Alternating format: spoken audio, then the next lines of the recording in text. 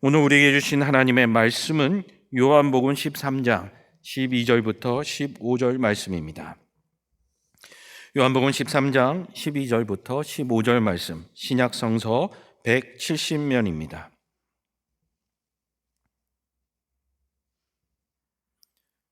신약성서 170면 요한복음 13장 12절부터 15절 말씀 제가 대신하여 읽도록 하겠습니다.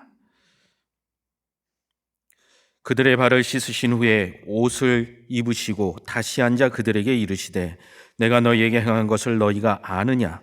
너희가 나를 선생이라 또는 주라 하니 너희 말이 옳도다. 내가 그러하다.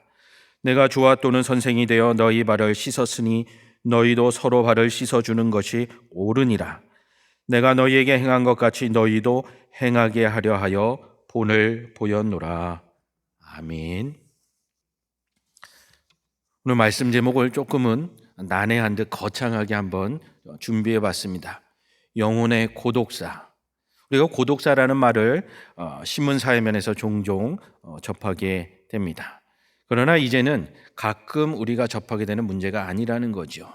저도 장례 예배를 위하여 이제 빈소나 병원이나 또 화장장에 찾아가 보면 무연고자로서 또 빈소가 차려진 경우들이 이제는 흔한 일이 되어 버렸습니다. 그도 그럴 것이 지난 5년 동안 대한민국 사회에 한 명, 1인 가구가 10% 정도 증가했습니다. 인원으로 따지면 600만 명이 넘는 사람이 혼자 살고 있습니다. 이는 또 가구 수로 다시 한번 통계를 정리해 보면 우리나라의 가구 전체의 3분의 1, 즉 세 집 중에 한 집은 혼자 사는 가정이 되겠습니다. 이러한 분들은 외부와의 단절들이 많아졌고 생계의 곤란으로 인하여 고독사하는 경우들이 늘어가고 있습니다. 2020년 국회 통계에 따르면 무려 2,880명이 작년 한 해 동안 홀로 외롭게 세상을 떠났다라고 합니다. 고독사의 문제는 노인층이 증가하는 이 시대의 노인들만의 문제는 절대 아닙니다. 젊은 청년들도 고독사에서 예외가 될 수 없으며 한국 사회 전체의 사회적인 어려움임을 말해주고 있습니다. 이런 고독사의 문제들, 지금 우리는 살아있죠. 그렇기 때문에 그 문제가 이웃의 문제요, 타인의 문제로 들려올 때가 참 많이 있습니다. 솔직히 저도 그들이 안타깝고 불쌍하다라는 생각을 하지만 내가 그러한 상황이 될 수 있다라고 생각하지는 않았던 것 같습니다. 그런데 사회적 거리두기의 기간이 해를 넘어가 길어지고 있고 비록 이번 주에 정부의 지침이 완화되었다라고 하지만 세계의 뉴스 속에서는 여전히 많은 확진자와 사망자의 통계들이 나오고 있음은 피할 길이 없습니다. 그러다 보니 우리의 생각의 습관이 어떻게 몰아져 갔느냐? 코로나 때문에 사회적 거리두기 때문에 내가 문제가 있구나. 이 문제만 해결이 되면 좋아지지 않을까? 예전으로 돌아갈 수 있지 않을까라고 우리는 코로나 팬데믹의 모든 원인을 설명하고 있습니다. 그러나 코로나가 일어나기 이전부터 우리는 고독사의 문제에서 멀어지지 못했으며 여전히 인류는 외로움과 싸우고 있다는 것입니다. 비대면의 일상이 증가하면서 새로 나온 용어 중에 하나가 줌 피로 증후군입니다. 우리도 구역 예배를 온라인으로 드리면서 줌이라는 온라인 도구를 활용합니다. 그런데요, 세상 사람들이 이 줌이라는 도구를 통하여 서로 화상 통화를 하고 대화를 나누다 보니까 피로도가 급격하게 증가했다는 거죠. 정신학 전문가들이 이 원인에 대해서 연구를 해봤더니 오늘 현장에 나오신 여러분들과 제가 대화를 나누는 듯이 설교 말씀을 듣고 있지만 우리는 표정도 보게 되고 저뿐만이 아니라 성전의 공간의 상황들도 함께 보게 됩니다. 가까이서 대화를 나눌 때는 얼굴 표정도 보게 되고 비언어적인 많은 상황들을 함께 받아들이기 때문에 에너지를 많이 쓰지 않고 교제가 말을 나누는 것이 조금 더 수월합니다.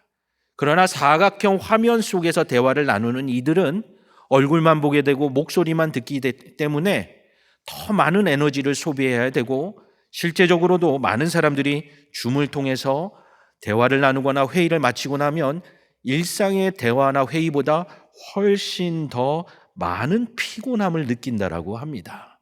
제한된 상황이 분명 우리에게는 어려움을 주는 것도 사실입니다. 우리 예수소망교회 성도님들도 온라인으로 구역 예배를 드리면서 점점점 이제 어려워지고 있는 피로도가 드러나고 있습니다. 유튜브를 통해서 신앙 교육을 받고는 있지만 항상 대면이 회복되기를 바라고 있고, 그것을 위하여 우리가 기도하는 이유들도 이러한 사회적 거리두기가 우리의 영적인 상태의 원인이 아닐까 우리 스스로 진단하기도 합니다. 엊그제가 아닌 지난주 월요일 날 사건 사고가 있었죠. 우리 교회 인근에 있는 KT가 불통 사태가 벌어졌습니다. 저도 그 시간에 이발소에 앉아 있었습니다. 아무래도 그러다 보니까 아저씨들이 많지요. 미용실과 다르게 이발소에서는 대화가 별로 없습니다. 미용실에 계신 분들은 대화도 하고 심지어 동네 분들은 식사도 하시더라고요. 그런데 아저씨들은 그냥 조용히 있습니다. 그런데 인터넷이 안 되니까 이 중년의 남자들이 할 일이 없지 않습니까? 그러니까 한 분이 중얼댑니다. 핸드폰이 안 되네. 저하고 일면식도 없는 손님인데 저도 대화를 시작합니다. 예, 저도 안 됩니다. 여보세요, 그렇지요 하면서 이제 핸드폰을 쓸 수 없게 되니까 서로 대화를 하기 시작한다라는 거죠. 참 희한한 일 아닙니까? 온라인 네트워크가 끊어졌는데 일상의 대화가 시작되었다라는 것이죠. 일면식도 없는 동네 아저씨들과 제가. 우리는 무언가가 단절되면 단절된 이유만 찾습니다. 그러나 한 곳에서 단절이 일어나게 되면 사실 다른 쪽에서 소통이 발생하게 됩니다. 그것이 우리 인간의 특성입니다. 우리는 이 코로나 시국을 맞이해서 비대면 상황들이 강제되다 보니까 불편해졌다, 어려워졌다, 신앙생활하기 힘들다라고 말합니다. 그러나 사실은 우리가 예전의 방식이 불편해진 것이지, 우리는 그만큼 대면이 줄어든 만큼 또 다른 무언가에 우리의 마음을 쏟아붓고 있다라는 거죠. 다른 말로 하면 일상에서 끊겨졌던 연결을 대신할 다른 무언가를 우리는 찾고 찾아가고 있고 지금도 그러합니다. 대표적인 예가 컴퓨터나 핸드폰 사용 시간이 많아졌습니다. 또 다른 연결이 증가했다라는 거죠. 저도 제 핸드폰을 보면 일주일에 한 번씩 사용 통계가 화면에 나옵니다. 들여다보면 예전보다 유튜브로 시청하는 시간이 훨씬 길어졌습니다. 밤에도 일찍 자고 다음 날을 준비해야 되는데 습관적으로 핸드폰을 들여다보면서 잠에 들 때가 종종 있습니다. 다시 말하면 우리는 연결이 끊긴 것이 아니라 또 다른 연결이 증가되었다라는 것이죠. 교회에 나와서 대면 예배를 드릴 때는 하나님 앞에 집중할 수 있고 예배 드릴 수 있고 참 좋았는데, 그것이 줄어든 만큼 빈 공간으로 남아있지 않고 무언가 다른 것에 연결하고 있다라는 거예요. 그러다 보니까 하나님 아닌 것들, 신앙에 유익하지 않은 것들과의 연결 시간이 늘어나다 보니 우리의 영혼이 점점 메말라가고 있는 것도 사실입니다. 사회적으로도 이 비대면의 기간이 길어지다 보니까 평소에 하지 못했던 가족들 사이의 연결이 많아졌다라고 이야기합니다. 활동이 제약받다 보니까 귀가를 빨리 하게 되거나 재택근무를 하게 되고 가족들과의 시간을 많이 보내게 됩니다. 저도 가정에 자녀들이 있기 때문에 학교에서 비대면 수업을 하다 보니까 아이들이 하루 종일 집에 있습니다. 그럼 아이들과 어쩌다 보니 자주 접하게 되고 자주 만나게 됩니다. 또한 우리가 이미 알려진 브랜드인 넷플릭스 같은 경우도 올해 초에 코로나 1주기가 될 때에 전 세계의 사용자가 2억 명이 되었습니다. 몇 년 전만 해도 우리는 넷플릭스가 뭔지도 모르고 살았습니다. 그런데 대면의 시간이 제한받게 되자 또 다른 방식으로 우리는 무언가를 연결하게 되었고, 안타깝게도 그것이 영혼의 유익을 주기보다는 우리가 무언가 급급하게 찾아갔던 것들입니다. 그러다 보니 주음피로 증후군이라는 사회적 현상뿐만이 아니라 우리의 신앙에 있어서도 흔들리고 있습니다. 우리의 신앙이 약해진다라고 평가합니다. 대면 예배를 못 드렸기 때문에 우리는 신앙이 약해진다라고 말합니다. 그러나 더 정확한 진단은 대면 예배를 못 드렸다는 이유도 있을 수 있으나 우리가 하나님 아닌 다른 무언가에 더 연결하고 소통했다라는 것입니다. 여러분의 지난 2년간의 일상을 한번 돌이켜 보십시오. 대면 예배를 드릴 때보다 더 많은 시간을 하나님 아닌 다른 것에 연결하고 소비하고 있습니다. 어쩌면 이러한 전 세계적인 상황은 에스겔 37장에 나온 마른 뼈의 골짜기와 같지 않나 영적으로 생각해 보게 됩니다. 말씀을 대신하여 읽어드리면, 여호와께서 권능으로 내게 임재하시고 그의 영으로 나를 데리고 가서 골짜기 가운데 두셨는데 거기에 뼈가 가득하더라. 나를 그 뼈 사방으로 지나가게 하시기로 본즉 그 골짜기 지면에 뼈가 심이 많고 아주 말랐더라. 영적인 골짜기로 접어든 비대면의 시대에 우리의 영혼의 상태는 그냥 죽어가고 있는 정도가 아니라 에스겔 골짜기에 나오는 이야기처럼 마른 뼈와 같이 메말라가고 있습니다. 많은 기독교 채널들을 틀어보지만 여전히 우리의 영혼이 채워지지 못하는 것 같습니다. 왜냐하면 우리는 더 많은 시간을 말씀이 아닌 다른 것들과 연결하고 있기 때문입니다. 오늘 에스겔 골짜기의 마른 뼈들과 같은 고독한 인생들이 오늘 한국교회뿐만 아니라 세계의 모든 기독교 교회의 영적인 현상이라고 말할 수 있겠습니다. 근데 놀랍게도 에스겔서에 나오는 골짜기의 마른 뼈 이야기는 다른 대안들이 없습니다. 딱 하나의 대안으로 그 마른 뼈들이 변화가 일어나기 시작합니다. 또 내게 이르시되 너는 이 모든 뼈에게 대언하여 이르기를 너희 마른 뼈들아 여호와의 말씀을 들으라. 다른 이야기는 없습니다.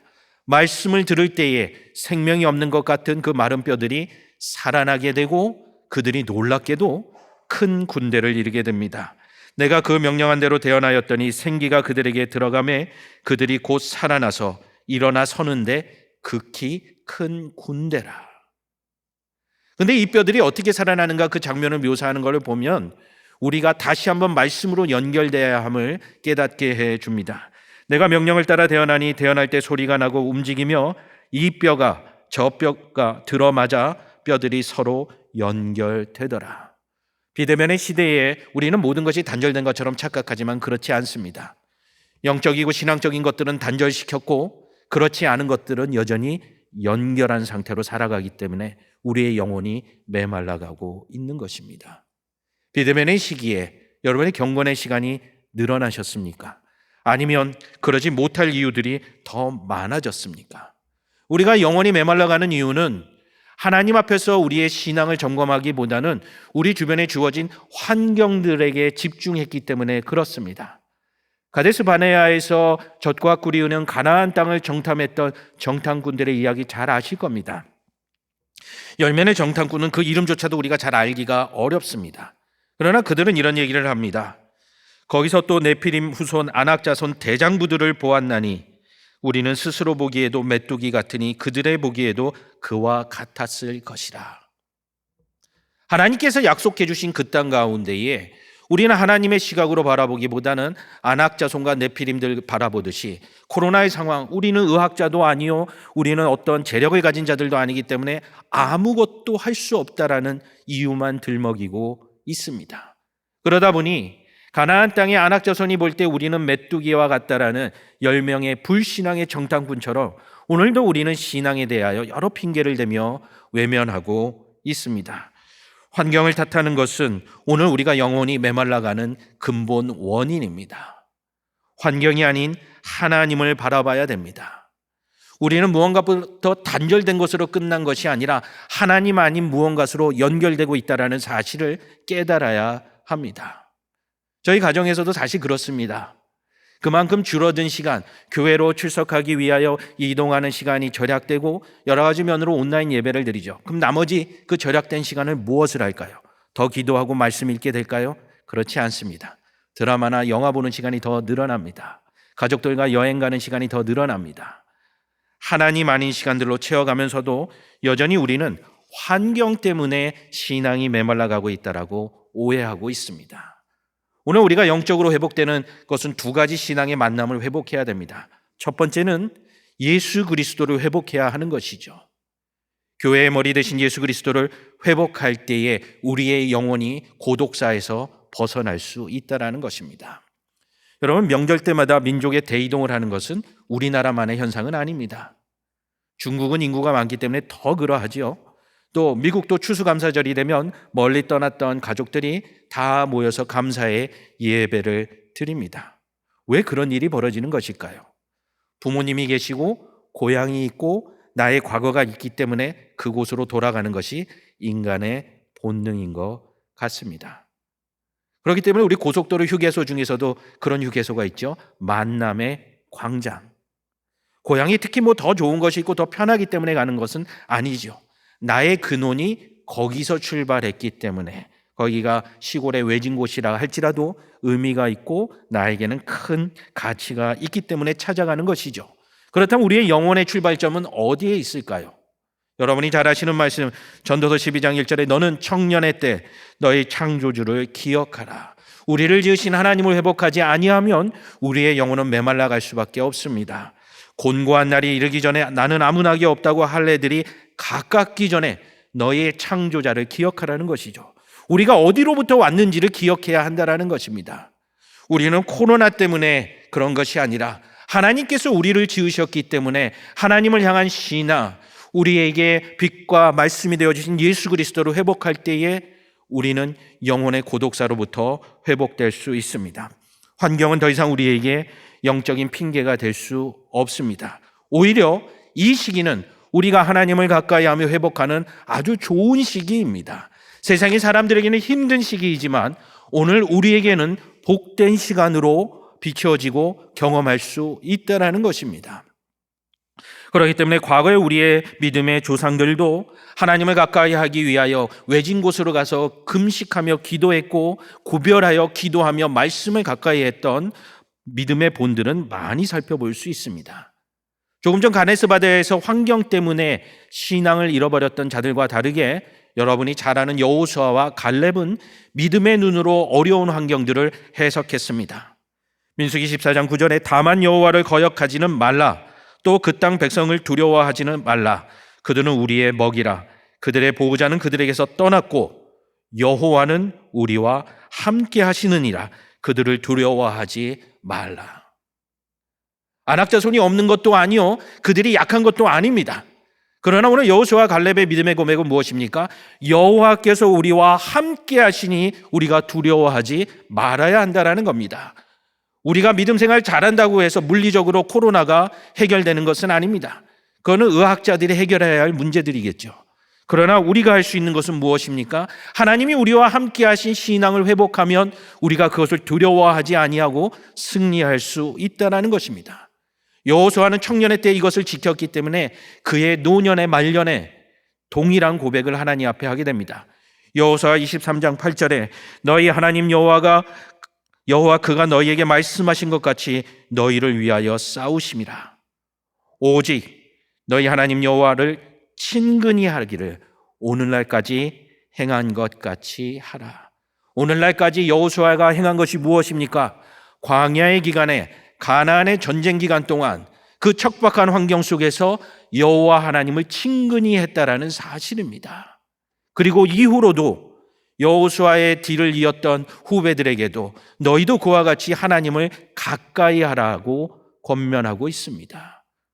어려운 시기에 우리는 하나님을 가까이 하고 있습니까? 아니면 환경을 두려워하고 있습니까? 이런 이야기는 성경에 끊임없이 등장합니다. 하나님의 뜻을 어기고 다시스로 도망갔던 선지자 요나를 기억해 보십시오. 하나님께서 모든 것을 단절시키고 큰 물고기의 뱃속에 3일을 넣어두셨습니다. 세상의 모든 것이 단절되자 그가 무엇을 합니까? 기도하기 시작합니다. 그리고 하나님의 뜻을 깨닫기 시작하고 하나님의 보내심에 순종하기 시작한 것입니다. 세상으로부터 단절된 건 무조건 나쁜 것이 아니라는 것이죠. 하나님을 만날 만한 좋은 때입니다. 요나는 고백합니다. 내 영혼이 내 속에서 피곤할 때 내가 여호와를 생각하였더니 내 기도가 주께 이르렀사오며 구원은 여호와께 속하였나이다. 아무것도 보이지 않는 물고기 뱃속에서 3일 동안 그는 신앙이 회복되는 놀라운 은혜를 경험하게 됩니다. 사자굴 속에 있던 다니엘은 어떠합니까? 다리오 왕도 구해줄 수 없는 다니엘, 그는 조서에 따라서 벌을 받게 되고 사자굴 속에 홀로 던져지게 됩니다. 의지할 수 있는 왕도 없습니다. 친구들도 없습니다. 사자굴 속에서 생명의 위협을 느끼고 있습니다. 그러나 그를 관찰하였던, 그를 잘 알았던 메대 사람 다리오 왕은 이렇게 말합니다. 다니엘을 끌어다가 사자굴에 던져 넣는지라. 왕이 다니엘에게 이르되 내가 항상 섬기는 너의 하나님이 너를 구원하시라. 내가 봤더니 다니엘, 너는 늘 하나님이 함께 하시더라. 사자굴 속에서 모든 것이 단절되고 홀로 있을지라도 너와 늘 함께 하신 하나님께서 너를 구원하실 줄을 내가 믿노라. 내가 왕이지만 너를 구원해 줄 수 없구나. 그러나 하나님이 너를 구원하실 것을 내가 믿노라라고 다니엘이 고백합니다. 이후에 다니엘이 사자굴에서 나온 다음에 이러한 기록이 성경에 고백되어집니다. 이는 그가 자기의 하나님을 믿음이었더라. 어려운 시기에 우리가 해야 할 것은 환경의 문제를 해결하는 것이 아닙니다. 하나님과의 관계를 회복하고 하나님을 만나야 하는 시간입니다. 비대면으로 인하여 어려워지는 이 시간 속에서 우리는 더욱 기도하고 더 말씀을 가까이 함으로 하나님을 향한 우리의 신앙들을 회복하고 하나님의 구원을 소망하는 시간으로 변화시켜야 할 것입니다. 그럴 때에 우리의 인생에는 소망이 있는 것이죠. 신약 성경에 나오는 인물들도 살펴보면 예수님을 만난 뒤에 소망을 품게 됩니다. 그전까지는 그들도 모두 단절을 경험했던 사람들입니다. 예를 들어 수가성 우물가의 여인 생각해 보십시오. 제6시쯤 되을 때 우물가에 나옵니다. 이스라엘 시간은 쉽습니다. 우리 시간에 6을 더하면 되죠. 6시에 나왔으니 6을 더하면 12시에 나왔다라는 얘기입니다.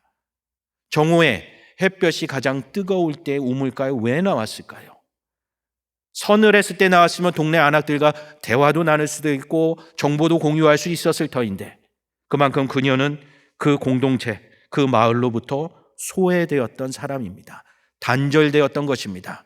코로나 같은 상황은 아니지만 사회적 상황으로 인해서 그는 이웃들로부터 단절된 비대면의 영적 상황에 빠져 있었습니다.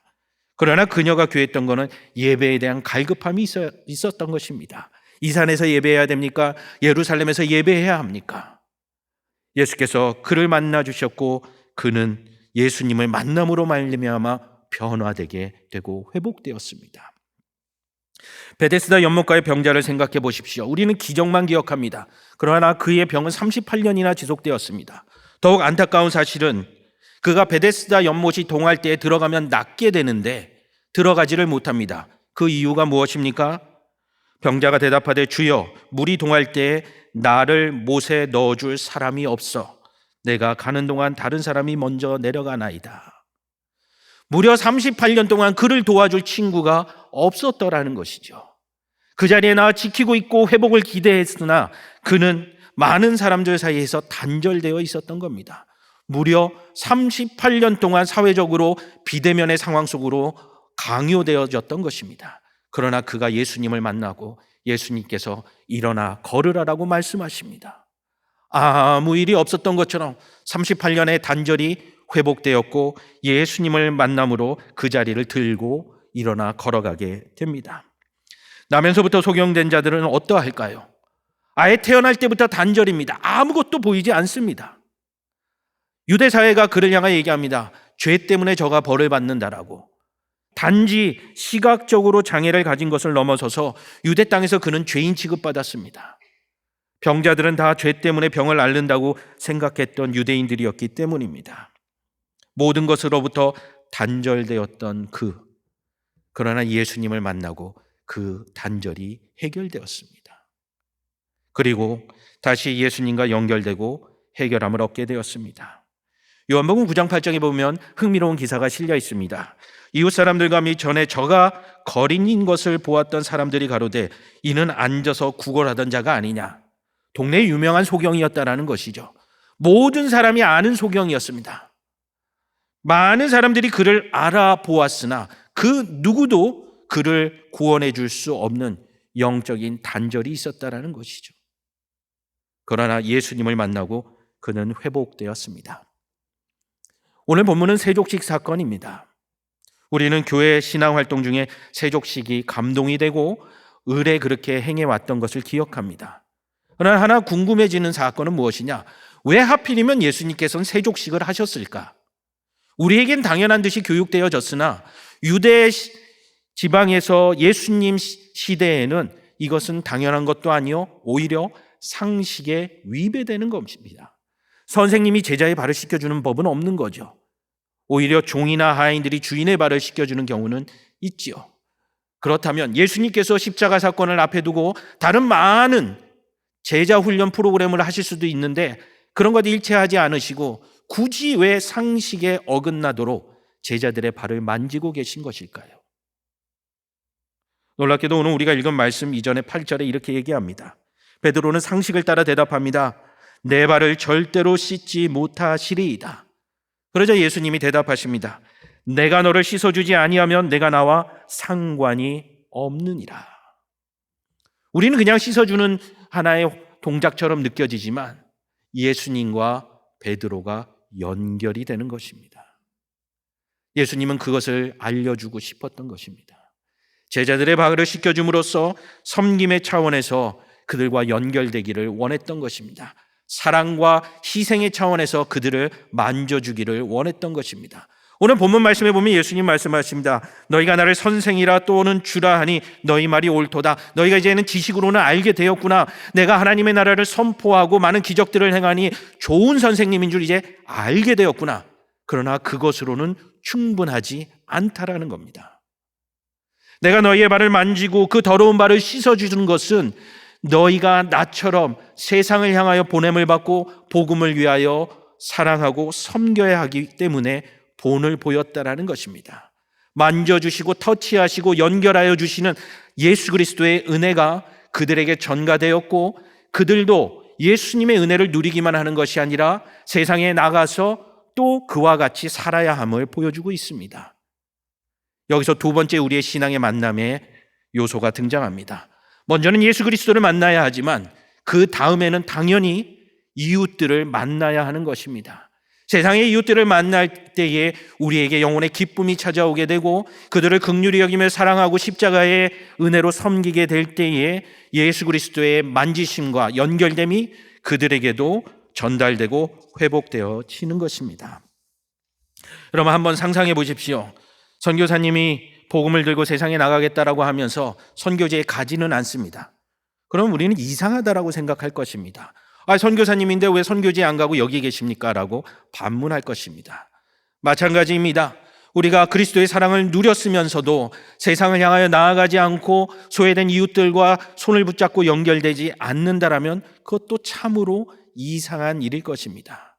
목사님 코로나인데 어디를 갑니까? 다시 한번 우리는 환경으로 눈을 돌리게 됩니다. 그러나 여러분의 가족들을 생각해 보십시오. 멀리 떨어져 있는 어르신들이나 자녀들 연락을 안 하고 사십니까? 전화 통화를 하고 그것도 아쉬워서 화면으로 통화하고 싶고 그것도 아쉬워서 코로나가 해결되면 꼭 만나자. 그러다가 백신이 나오니까 백신을 맞고 만나지 않습니까? 그러나 우리의 이웃들에 대해서는 우리는 어떻게 하고 있습니까?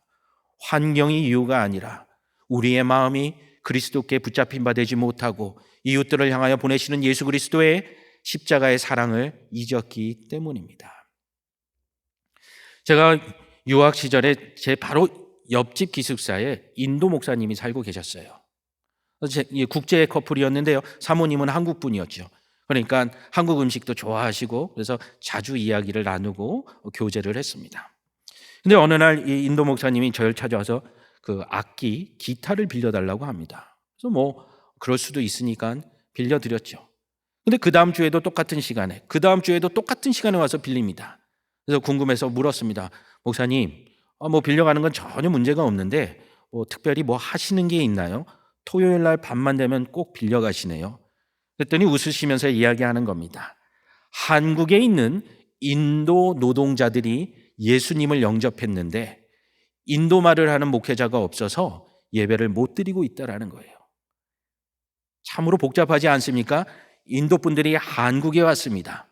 그런데 미국에 있는 인도 목사님이 인터넷으로 연결해서 기타 치고 찬양하며 토요일 날 밤에 한국은 시차가 있어서 주일 아침이니까 예배를 드려주고 있다라는 것이죠.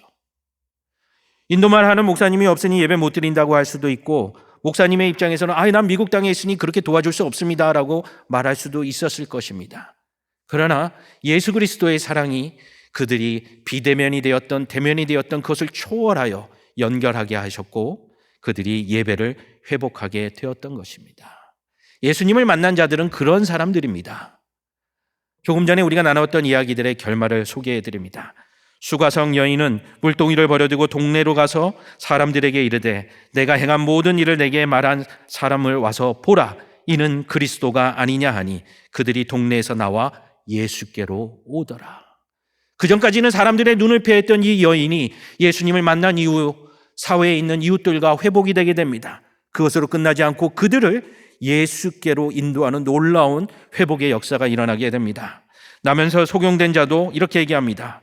다른 사람들이 그를 알아보자 저희가 묻되 그러면 내 눈이 어떻게 떠졌느냐? 대답하되 예수라 하는 사람이 진흙을 내 눈에 바르고 나더러 실로암에 가서 씻으라 하기에 가서 씻었더니 보게 되었더라.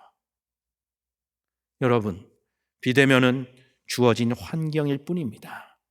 오히려 하나님께서는 이 어려운 시기에 신음하고 죽어가는 세상에 잃어버린 영혼들을 위하여 우리를 부르시고 계시고 하나님의 은혜를 공급하여 주심으로 말미암아 세상 가운데 보내고 계십니다. 아직도 환경에 매여서 나의 형편에 매여서 내 신앙이 약해지고 있고 내 영혼이 메말라가고 있다고 힘들어 하십니까? 먼저 하나님을 회복하십시오. 그리고 하나님께서 사랑하시는 이웃들을 회복하십시오. 그러하신다라면 여러분의 영혼에도 하나님의 은혜가 넘치게 될 것입니다. 이사야서에 말씀하십니다.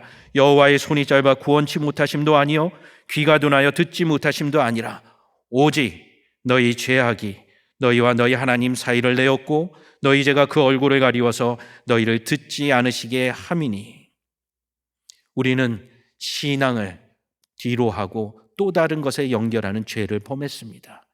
비대면의 시기 결코 우리의 영혼이 고독사하는 것을 지켜볼 수 없습니다.